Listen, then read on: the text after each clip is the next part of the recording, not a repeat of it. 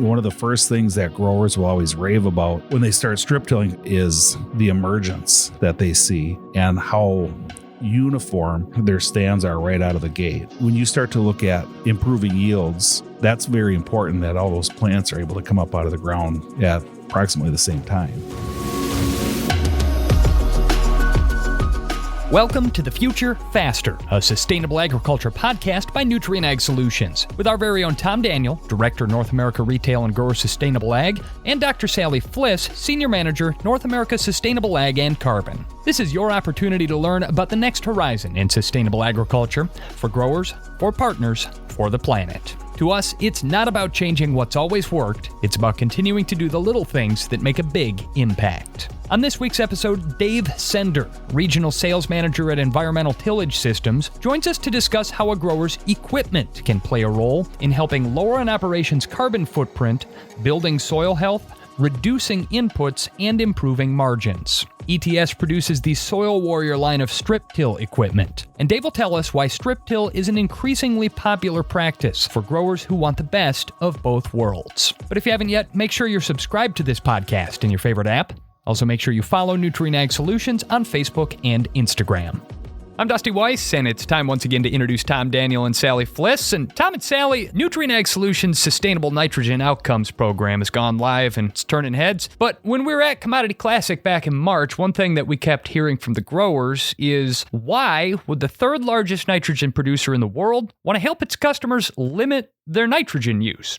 Good question, right, Tom? You know, it does sound odd. And we did get asked that question while we were at the Commodity Classic. You know, why would a huge nitrogen fertilizer company, and we do sell a lot of nitrogen products to our customers, why would we be engaged in wanting to lower nitrogen use? Well, around sustainability, we need to be able to not only control the amount of nitrogen use because we want to keep it in the crop that's growing in the field, not showing up in rivers or reservoirs or aquifers. And secondly, we want to be able to use those nitrogen products in efficient ways that can keep that nitrogen from being exposed to the environment and being released as nitrous oxide, for instance. And so, Sally, when you were looking at our 2022 projects and how we were going to commercially expand our carbon programs, I think you made a decision that this is one of the focal points that we wanted to go to, and you really developed the Sustainable Nitrogen Outcomes Plan. Yeah, Tom, the team really found that, and as we've all looked at the carbon registries more, there is still just too much complication and too much data need and too much liability on both sides for both Nutrien and the growers in the soil organic carbon in that sequestration or removal space, where we're looking at 10, 20, 30, 100-year commitments from both Nutrien and the grower in order to make those soil sequestration credits happen, in addition to somewhere between 5 and 15 years worth of data in order to run the models and get the outcomes generated, costs of soil sampling, the quality of soil sampling that we're able to pull, the variability we're still seeing around soil sampling as being the way to really say what's happening with soil organic carbon out in the field. So we really felt like we needed another year to kind of figure out the removals and the sequestration side of things. But we've had so much interest in the field for growers wanting to be involved in carbon that we pushed forward with the Sustainable Nitrogen Outcomes Program, which is really focused around the Climate Action Reserve's Nitrogen Management Project Protocol program. And so the way it's designed is really set up for us to be able to get every acre that enrolls through a verification and validation process with them and create real marketable Scope 1 credits that either Nutrien can claim towards our Scope 1 footprint, or that could be available for other buyers to claim towards a Scope 1 footprint. It's not the biggest amount of emissions or the biggest tons of carbon that you're going to get in a program. We ranged from 0.01 tons per acre to 0.15 tons per acre in emission reductions in acres that we're in the process of getting verified and validated right now with the Climate Action Reserve. But it's a project we can do every year. It's simpler additionality. So the minimal rate reduction to get into the sustainable nitrogen outcomes program to meet additionality is 5% rate reduction. Reasonably simple change to make. There are some growers operating really efficiently that this program might not still be a fit for, but we felt like it was a program that could have the biggest number of growers and acres involved for a lower data and investment lift on our side. So, Sally, what crops are we really focused on? And this is a U.S. project at the moment. Our Canadian markets are really, they're signing up growers today in their projects up there, which are more around the regulated markets and looking for a scope 3 in those situations. But in the U.S., what particular crops are we kind of focusing on? And are there any limits in the geography piece? Yeah, unfortunately, it's limited on a county basis by the Climate Action Reserve. And that's because when they designed the nitrogen management project protocol, it's actually designed based on emission factors. So while we need a lot of data to prove what the grower did in the field, the outcome or the amount of emission reduction achieved is based on some modeling that was done by the Climate Action Reserve historically that sets up these emission factors that are then correlated to the rate reduction or the use of a slow control release fertilizer or a nitrification inhibitor in the field. So it's limited by geography because of the data that's available around the relationships between nitrogen fertilizer use, yield, enhanced efficiency fertilizer products, and measured nitrous oxide emissions in the field. So it's limited by county. We chose 3 crops to focus on this year: corn for grain or silage, cotton, and wheat. So 3 broad crops. Now within wheat, you can do winter wheat or spring wheat. And there's a couple of counties that could do a durum wheat. They do recognize other crops in the Climate Action Reserve, but we felt this year that we were going to expand upon kind of those 3 primary crops in the US. The other piece of the Climate Action Reserve is it isn't available in Canada. Any of the registry documents that Climate Action Reserve operates are only available to the US in general. So there's lots of crops that are already in the field today. So growers that want to be engaged in a carbon program and want to use what we call that lower data lift around this particular project, this is still one that they can engage in right now. In fact, you've got signups going now. And then when we look to the fall crops like winter wheat and those, then we'll be enrolling acres, I'm assuming, Sally, during the summer months for some of the winter crops. Exactly, Tom. If you haven't put all your nitrogen on yet, there's still opportunity to make some of those practice changes and adjustments in the field as you look to either in-season application or the nitrogen you're going to maybe put down with planting or the nitrogen that you're using along with some pesticide or herbicide application. So there's lots of places with that minimal rate reduction to get in the program where you can still make adjustments to most any field out there. And this is where, Tom, we go back to thinking about what's the right rollout for timing on these programs, and where we're going to try and shift some of this enrollment to really more of a continuous enrollment around some of these programs, where we aren't just going to stop enrolling acres because it's April 15th. We may stop enrolling acres for 2022 harvested crops, but we would want to come back and go ahead and start enrolling acres, whether it's for that summer planted 2022 crops, those winter crops like you were talking about, or even growers that are starting to think about their 2023 planted crops. We want to start getting engaged with those growers for potential enrollment, as soon as they get done planting that 2022 crop, because a lot of them will already be thinking about their 2023 crop at that time. So, Sally, these are 1-year agreements that the grower can sign up for now, which is a real advantage in the carbon markets versus some of the 5, 10, 15, 20-year contracts that are out there. But it is a nitrogen management protocol.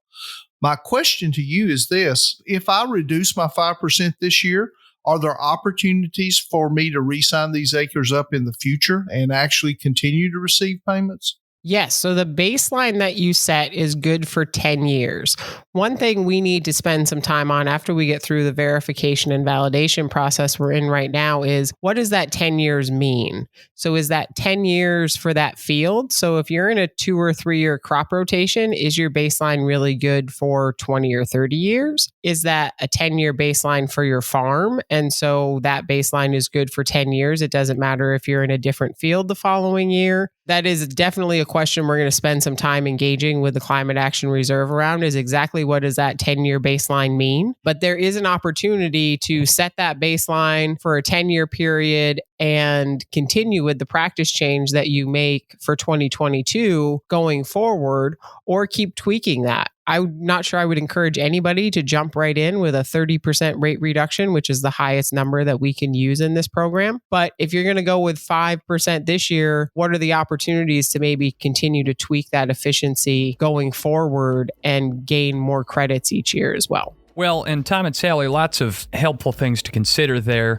But as we like to say all the time on this program, it's not just about nutrient management. Sustainability is about the whole acre. Whole farm solutions. And one part of that operation that we haven't talked about yet is the equipment that you're putting out in the field. Well, there's a brand that's rolling out some pretty cool sustainability solutions in the equipment space, Soil Warrior. And we got to have a conversation with Dave Sender from Soil Warrior when we were at Commodity Classic. And that's coming up in a minute here on The Future Faster.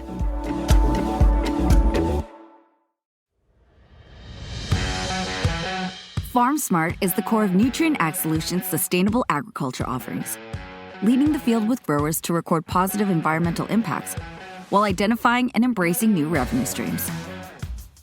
In leveraging practices and products and recording your outcomes, your reward for making informed agronomic decisions will be waiting for you in our digital sustainability platform. The data you input can help set a baseline, identify opportunities for continued improvement, and help qualify you for market access opportunities. We're here to maximize incentives and help ensure the legacy of your operation. Getting started with FarmSmart is easy.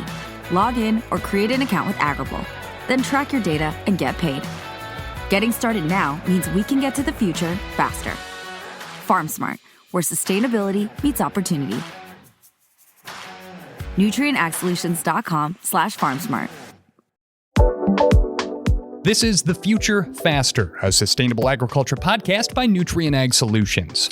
I'm Dusty Weiss, along with Tom Daniel and Sally Fliss, and we're joined now by Dave Sender, Regional Sales Manager at Environmental Tillage Systems. Dave, thanks for joining us. I appreciate it. I'm glad to be here. Thank you. So, Dave, this is the first appearance on our podcast from an equipment manufacturer. So can you elaborate a little bit what exactly Environmental Tillage Systems and the Soil Warrior is? Yes. So Environmental Tillage Systems, we manufacture the Soil Warrior. We've been around for, I think we're going close on about 20 years now. But we're a company, we focus specifically on strip tillage. We have machines and customers really all over the globe. We're in about 20-some different states here in the U.S. We're in 3 different provinces in Canada. And we have machines all the way over into Zimbabwe, New Zealand, and Australia. As a company, all we really focus on is strip till.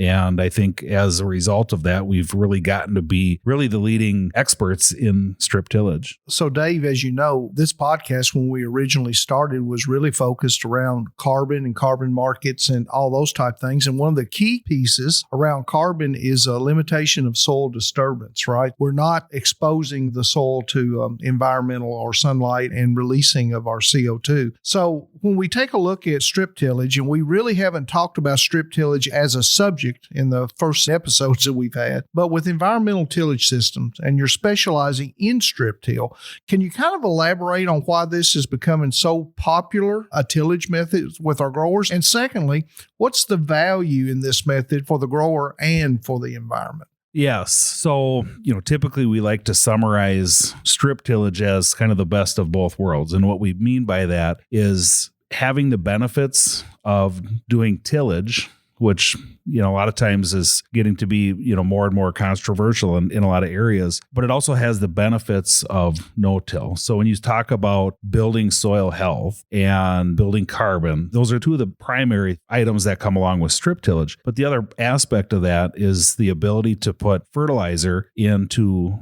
the ground and put them into strips and really start to focus on and control what you're doing with your money at the end of the day, as far as what you're spending on fertilizers. And the ability to control that, you start to talk about variable rate applications and water erosion control, wind erosion control. We could needless to say, probably spend hours and hours talking about it, and listening to your podcast in the past. These are a lot of topics that are very important to the agricultural community as a whole. So yeah, you brought up two items there that I would like to dive into a little bit deeper.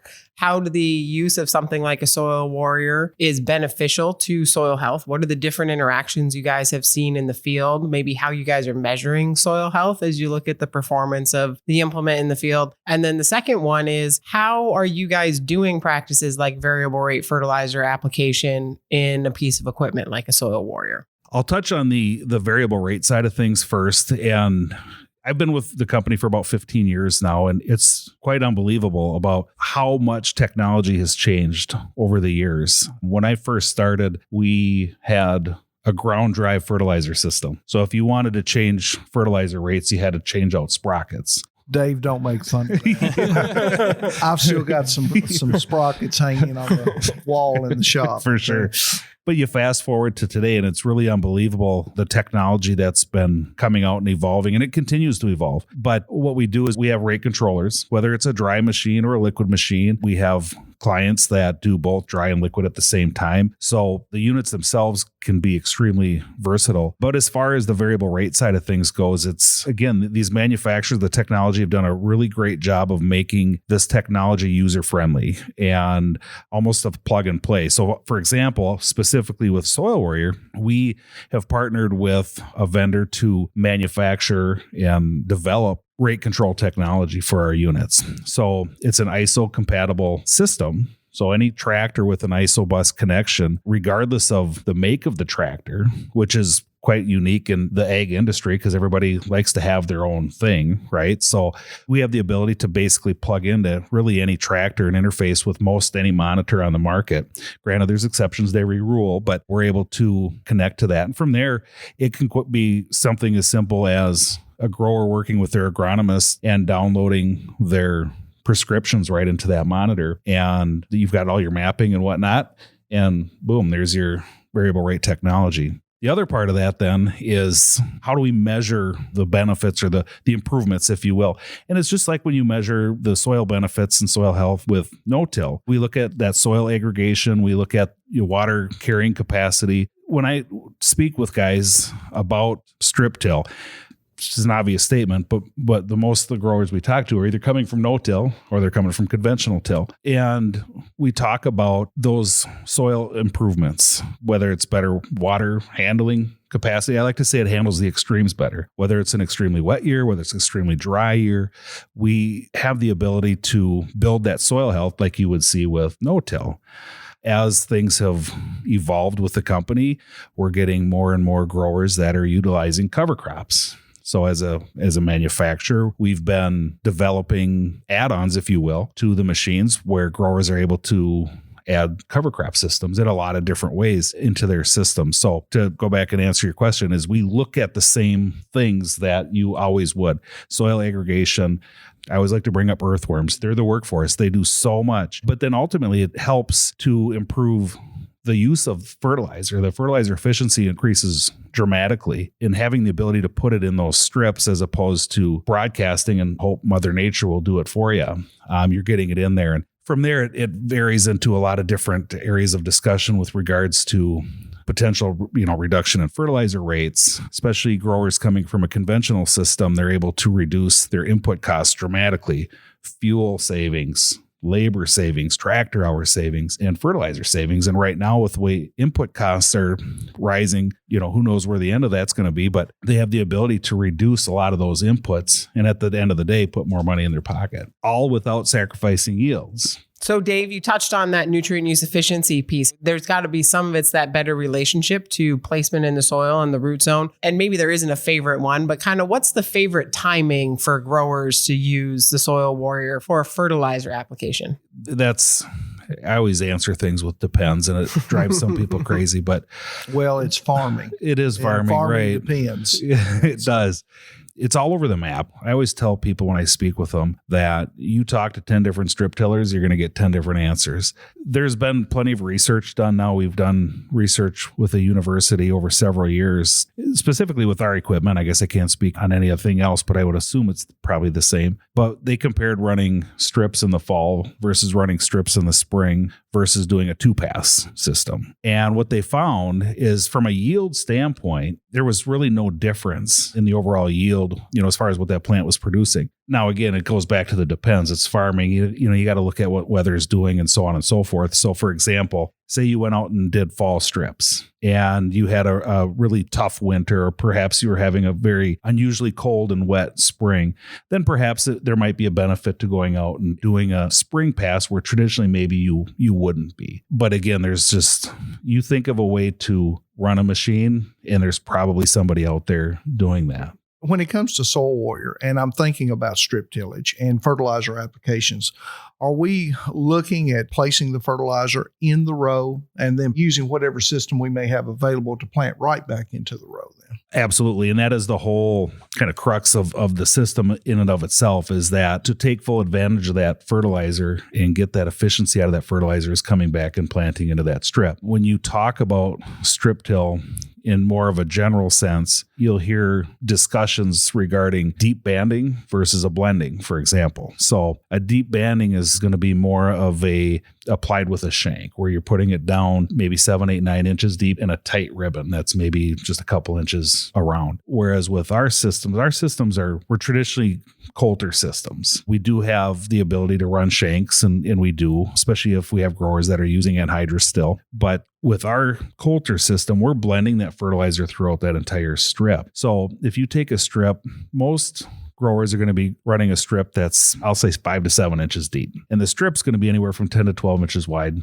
typically. And things like soil types and moisture and so forth will come into play as far as what those strips look like. But you're going to have fertilizer throughout that entire strip, top to bottom, side to side. So when it comes back to planting into that strip, it's a very safe environment for that seed to be placed. And that plant is going to have availability to those nutrients as it continues to grow and find water. One of the first things that growers will always rave about when they start strip tilling, again, kind of specifically with a coulter system, is the emergence that they see and how uniform their stands are right out of the gate. And when you start to look at improving yields, that's very important, that all those plants are able to come up out of the ground at approximately the same time. So Dave, I think you mentioned it a little bit in one of your earlier answers, but we talk about how can we stack different programs for growers when we're looking at carbon credits or sustainability projects. How are you able to stack different conservation practices in the field? Like, have you got growers that are trying to go out and put a cover crop in between corn rows with an in-season application and that kind of stuff so that we can start to have more practices happening at the same time? Yes. So when it comes to cover crops, specifically with our units, we'll have growers that, and it depends on geographically where they're at, I guess, but you'll take some of the area that I deal with most. If we see a grower doing cover crops in those areas, they'll usually put cover crops down in a bean field that was just harvested. And how we do that is we'll either have growers that do it between the rows, on the rows, almost kind of a broadcast off the machine. There, again, it goes back to the, if you can think of it, there's somebody doing it type of situation. You get into some other areas and talk about people that are, flying on cover crops and doing all kinds of different things. For me, one of the things that's always intrigued me is the interseeding side of things. I think there's a lot of really neat things coming down the pipe for the cover crop side of things. But as a company, we have more and more growers that are looking to take advantage of those programs and ultimately take advantage of all the benefits that a cover crop can give them. So I don't know if that answers your question or not, but no, I think you've answered it a few different ways, right? Growers are going to come up with different ways to do stuff once you give them some ideas. So who knows what somebody's going to try next out in the field, right? Yeah, no. And I mean, we've even had customers they've even fabricated their own bracketry, for example, just to get it a certain way that they want it. And the growers get really creative a lot of times, and it's fun to see. That's one of the things I like about my job is being able to just see all of those different things. Yeah, in most situations, farmers that I deal with, and my dad, of course, was a farmer, you give him a cutting torch and a welding rod, and he can do all kinds of things. That's right. He can design things to be as unique as he needs them to be. Hey, real quick question, back to the fertilizer use on the bands. Are you seeing a preference to liquid type systems or dry systems? What are you seeing the most? As far as when you compare dry to liquid, it really seems to be more of a geographic situation. Most of the growers we work with out east start to get out into New York and along that eastern seaboard, they've all been liquid machines. As you shift more towards the west and get into the Midwest and the Corn Belt and so forth, they traditionally seem to be more dry systems. Now, personally, with a lot of growers that I work with, what I've been seeing more happen is they're adding liquid systems to their dry systems. So they're actually putting down dry fertilizer and liquid fertilizer. So those growers typically tend to be more of a spring pass operation where they'll put some P and K down in the spring, and then they'll have like 28%, for example, or 32%, and they'll put some of that down in the strip ahead of planting. Again, it goes back to the kind of the general thing I keep saying is that it's all over the board as far as how growers want to handle it. But most of the units that we sell are still dry units. Do you see the growers using this system, the Soil Warrior system, and also using in-furrow fertility on the planter and those type things too? Absolutely. Yep. So really in every case, the grower is still going to be using an in-furrow starter of some sort. To kind of really drill down a little bit more when it comes to spring passes, fall passes, and so on. This is kind of a general observation I've made over the years now. If a grower has the capability to put nitrogen down with their planter, say, for example, in like a 2x2 application, they'll typically tend to be a fall, dry P and K type of application. Then they come back in the spring and plant, put down a 2x2 application of nitrogen still with an in-furrow, and then that's their operation. If they don't have that, then they typically tend to be more of a spring pass, and they'll put NPK down with it. In all instances, at least with the growers we work with, they're still, with regards to their nitrogen, they're still doing secondary passes, whether it be a side dress, top dress, what have you. Right. So they're still making those passes yet. So Sally, this really fits into our Sustainable Nitrogen Outcomes program. I mean, we're reducing the amount of input that we're putting down on the ground. We're reducing the exposure to it, to the environment, because we're keeping it in a band. So we're closing up the biological interaction, I guess is the best way we can put it, to a banded application. And we're reducing the overall exposure because we're putting less product in most cases. So all of that fits into the sustainable ag mode. And really, it fits into that thing we call 4R, right, Sally? Yeah. So when I was at the Fertilizer Institute, I got to work with the teams at Environmental Tillage Systems and the Soil Warrior. And you guys have been big supporters of that. And just to remind our listeners, we talked about 4R a couple of episodes ago, and that's right source, rate, timing, and placement of our Nutrien application. So what drew you guys to being really involved in a program like the 4R program across the country? So the 4R program, it really complements and ties in with what we believe as a company, as far as what the 4Rs are and what they stand for.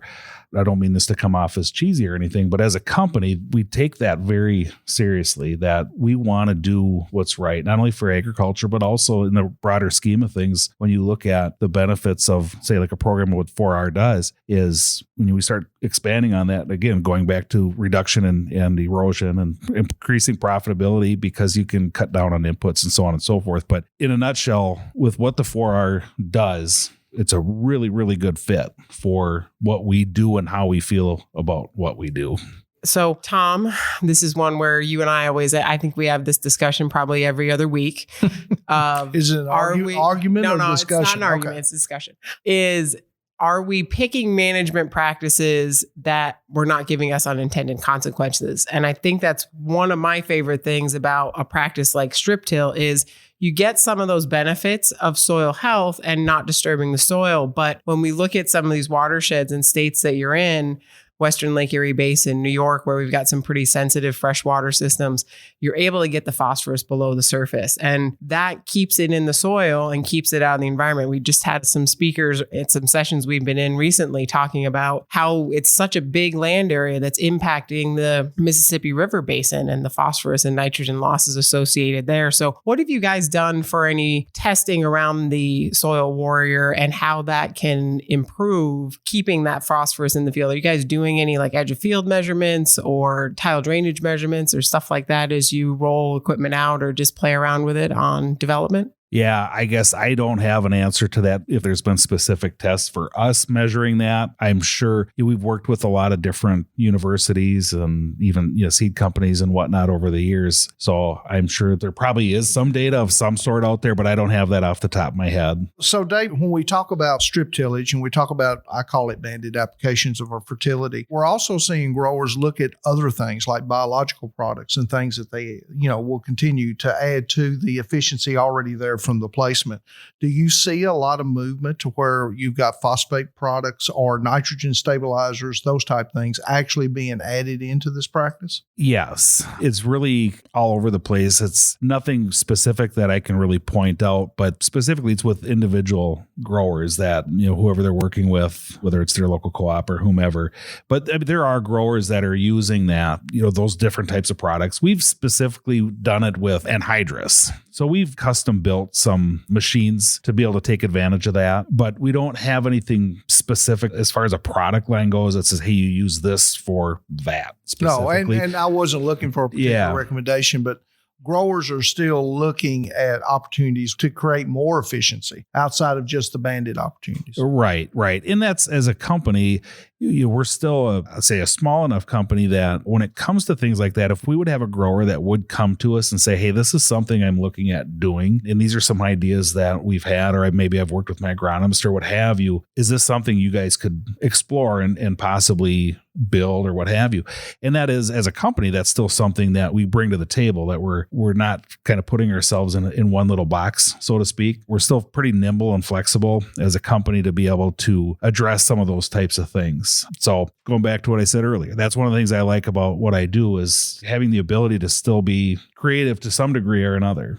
We call it being able to pivot. So it's, when things don't go our way, pivot. Guys, this has been a real great discussion. I mean, Tom and Sally, they like to dig in with the experts that we have on. I could sit here and talk for 4 hours about it, to be honest with you. Well, and that's why I can see they're so excited. You're like a great big old pile of red meat. They're enjoying picking your brain here. So I don't want to cut it off, but I'm not so sure he wants to stay. When you're passionate about something, it's That's easy. right. Right? That's right. I mean, that's just it. And we get passionate about sustainability here. It certainly has many facets. We talk about practices, we talk about inputs, we talk about technology. And now, because you visited us today, we got to talk about equipment too. So Dave Sender from Environmental Tillage Systems, thank you so much for joining us on this episode of The Future Faster. Thank you. Appreciate you having me. That is going to conclude this edition of The Future Faster, the pursuit of sustainable success with Nutrien Ag Solutions. New episodes arrive every other week, so make sure you subscribe in your favorite app and join us again soon. Visit futurefaster.com to learn more. The Future Faster podcast is brought to you by Nutrien Ag Solutions, with executive producer Connor Irwin and editing by Larry Kilgore III. And it's produced by PodCamp Media, branded podcast production for businesses, podcampmedia.com. For Nutrien Ag Solutions, thanks for listening. I'm Dusty Weiss.